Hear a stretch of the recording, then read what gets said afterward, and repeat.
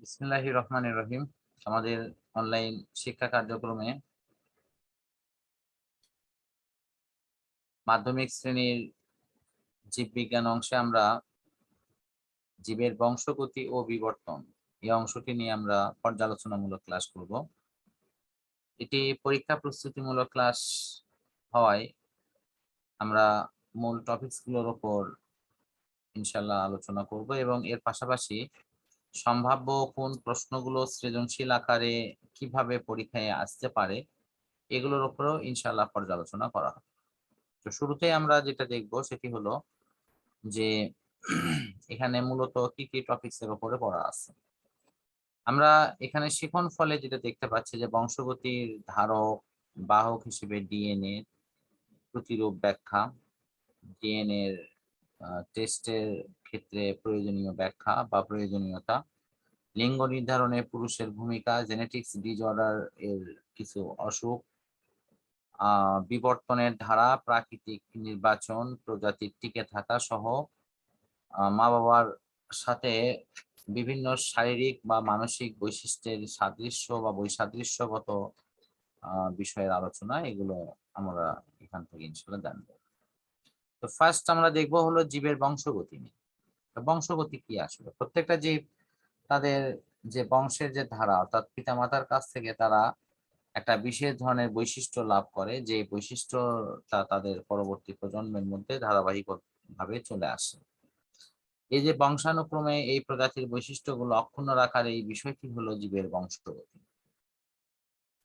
তো এই পারস্পরিক চারিত্রিক বৈশিষ্ট্য বহনকারী উপাদানসমূহ বা বংশগতিগত যে বিষয়গুলো আছে সেটা সন্তান সন্ততিতে এবং পরবর্তী বংশধরের মধ্যে কিন্তু নানাভাবে এটি আমাদের মূল ইয়েতে আসে এবং এই যে পরবর্তী বংশধরের মধ্যে এই বৈশিষ্ট্যগুলো সঞ্চালিত হওয়ার বিষয়গুলোই আমাদের এই অধ্যায়ে মূলত আলোচনায় পরবর্তীতে আসবে ইনশাআল্লাহ।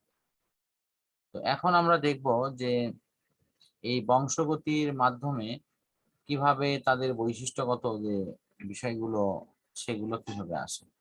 এখানে ক্রোমোসোম নিয়ে প্রথমে আলোচনা আছে যে বংশগতির প্রধান উপকরণটা হচ্ছে ক্রোমোসোম। এটি নিউক্লিয়াসে মূলত সুতার মতো জড়ানো একটা বিশেষ ধরনের বস্তু, যেটি যখন কোষ বিভাজন হয় তখন এটি এই ক্রোমোসোমটাই ক্রোমাটিডে রূপান্তর হয় এবং এটি খাটো মোটা এবং অনেক স্পষ্টভাবে এটি দেখা যায়। এটা সুতার মতো জড়ানো নানা অংশ হলেও এর মধ্যে থাকা বংশগতির ধারক বাহক হিসেবে তারা যে বৈশিষ্ট্যগুলো ধারণ করে সেটি হলো মানুষের চোখের রং, চুলের প্রকৃতি, চামড়ার গঠন, তার শরীরের অবয়ব, পা থেকে মাথার চুল পর্যন্ত বিভিন্ন বৈশিষ্ট্যগুলো কোথায় কিভাবে সজ্জিত হবে তার সামগ্রিক রূপরেখা কিন্তু এখানে উল্লেখ।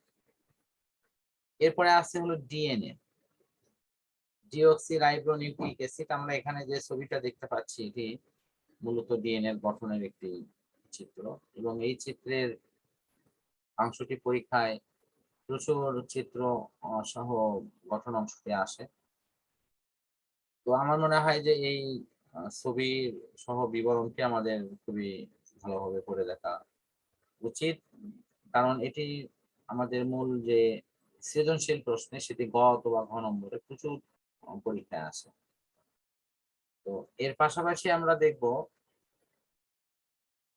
সেটি হলো তোমার ডিএনএ এর যে প্রয়োগটা, অর্থাৎ সেটি হলো ডিএনএ টেস্ট। তো ডিএনএ টেস্টের এই বিষয়টি কি আসে? আমাদের সাধারণত বিভিন্ন কিছু শনাক্তকরণের জন্য যে একটা অপরাধ সংঘটিত হয়েছে, সেই অপরাধটা সেই ব্যক্তি করছে কিনা বা একটা বৈশিষ্ট্য আমাদের কাছে আছে সেটি সঠিক আছে কিনা, এভরিথিং চেক করার জন্য আমরা কিন্তু এই বিষয়টি ব্যবহার করতে পারি। তো এখন আছে যে তোমার জোহান গ্রেগর মেন্ডেল, ইনি তার যে মটর গাছের যে পরীক্ষাটি করেছিলেন সেটি মেন্ডেলের বিখ্যাত পরীক্ষা হিসেবে পরিচিত। আমরা এই পরীক্ষায় যেটা দেখতে পাই সেটি হলো যে একটি লম্বা গাছ আর একটি খাটো গাছ, এই দুটি গাছকে যদি আমরা পাশাপাশি বসাই তাহলে এদের মধ্যে স্বাভাবিক প্রক্রিয়ায় যদি এদের পুং গ্যামেট এবং স্ত্রী গ্যামেট অংশের যদি মিলন হয়, তাহলে আমরা সেখানে দেখতে পাবো যে অটোমেটিক্যালি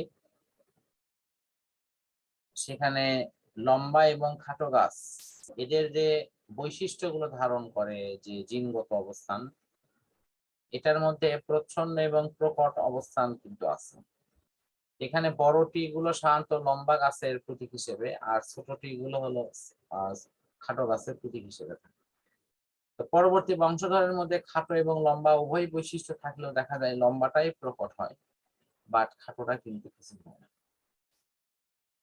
তো সুতরাং দ্বিতীয় প্রজন্মে কিন্তু আমরা বেশ ভালোভাবেই কিন্তু মানে উন্নত জাত আমরা পাচ্ছি, কিন্তু পরবর্তী প্রজন্মের মধ্যে যে প্রবলেমটা তৈরি হচ্ছে সেটি হলো চতুর্থ যে প্রজন্ম, অর্থাৎ সর্বশেষ প্রজন্ম। সেখানে 4 জনের যে সিরিজটা আমরা এখানে দেখছি, তার মধ্যে মানে সর্বশেষ জন সেখানে কিন্তু খাটো বা সবচেয়ে ছোট অবস্থান এখানে হয়েছে, আর বাকিগুলোর জন্য কিন্তু প্রায় সেম। অর্থাৎ এখানে দেখা যাচ্ছে যে প্রথমটি সম্পূর্ণরূপে লম্বা, দ্বিতীয়টি আবার মিশ্র, তৃতীয়টিও মিশ্র এবং চতুর্থটি হলো খাটো। সুতরাং এই আলোচনার মধ্য দিয়ে আমরা সহজেই ডিএনএ অণুর মাধ্যমে কিভাবে বংশগতি ধারক ও বাহক এগুলো নিয়ে আলোচনা, সেটি আমরা এখানে ইনশাআল্লাহ তুলে ধরব। তো এই আলোচনাটি ডিএনএ কেন্দ্রিক যে মূলত ছিল সেটি মোটামুটি এখানে শেষ হলো। আমরা পরবর্তী আলোচনায় এই ডিএনএ এর অনুলিপন নিয়ে ইনশাআল্লাহ